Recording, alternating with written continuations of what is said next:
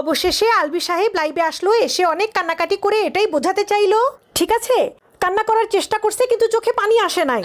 এগুলো দেখে অনেকেই বলতেছে ভাই তোরে অ্যাক্টর বানাইছে কেডা।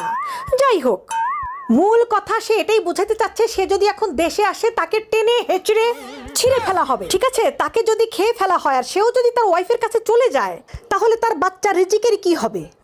আহারে, মানে তার মন চাচ্ছে সে তিথির কাছে, মানে সেও চলে যাক, সেও মারা যাক, কিন্তু পরে আবার মনে পড়লো কিরে আমি মারা গেলে আমার ছেলের কি হবে, আমার ছেলে কিভাবে বড় হবে। আর মেয়েরা বলে ওই ছেলেদের কোনো বুদ্ধি নাই, ছেলেরা দায়িত্ব নিতে জানে না, ছেলেরা হচ্ছে একটা কাণ্ডজ্ঞানহীন। আলবি ভাইয়াকে দেখে শেখো, ঠিক আছে। সে একদম ঠিক কথা বলছে, আমি তার সাথে একমত। এখন একটা জিনিসই করা হোক, তাকে দেশে এনে তার পাখিটা কেটে দেওয়া হোক, ঠিক আছে। তাহলে কি হবে, তার পাখি থাকলো না, তার মেয়ের প্রতি কোনো ফিলিংসও থাকলো না, সে শুধু তার বাচ্চার জন্যই বেঁচে থাকলো, রিজিককে ভালো রাখার জন্য, রিজিককে বড় করার জন্য, তার ফিউচার একদম ব্রাইট এবং সুন্দর করার জন্য, তার বাবার বেঁচে